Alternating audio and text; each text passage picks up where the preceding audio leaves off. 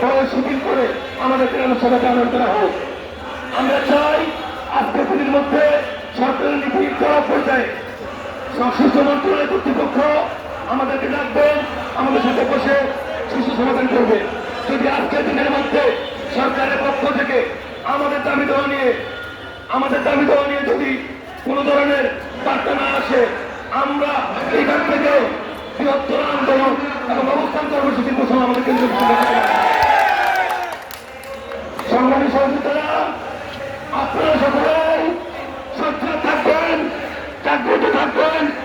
আমাদের ন্যায্য অধিকার, আমাদের ন্যায্য দাবি বাস্তবায়নের জন্য আমাদের যা যা করণীয় আমরা তা করব। কোন রকম ষড়যন্ত্র আমাদের আজকের ন্যায্য অধিকার, ন্যায্য দাবি নিয়ে আমরা মাঠে নেমেছি, সেই আন্দোলনকে ভিন্ন খাতে প্রভাবিত করার কোন সুযোগ নাই।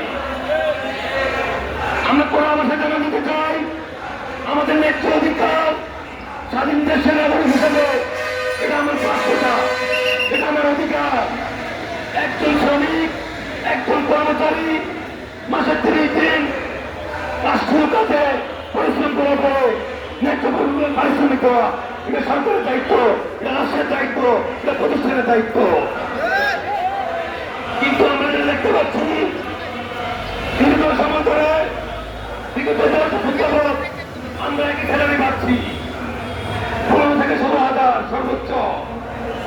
আজকে দ্রব্যমূল্যের প্রগতি বাজারে একটা পরিবারে স্বামী স্ত্রী তারা 2 জন, যদি দুধের বাচ্চা থাকে 4 জন, বিদ্যুৎ বা মা বাবা সহ 6 জন, 6 জন পরিবারে একটা 6 জন সদস্য করতে গেলে বর্তমানে যদি একজন ব্যক্তি মিনিমাম 8 থেকে 10,000 টাকা মাসিক খরচ আছে, আমরা ধরে নিলাম 5,000 টাকা যে আমরা ডাল আলু ভর্তাকে কোন রকম জীবন ধারণ করবো।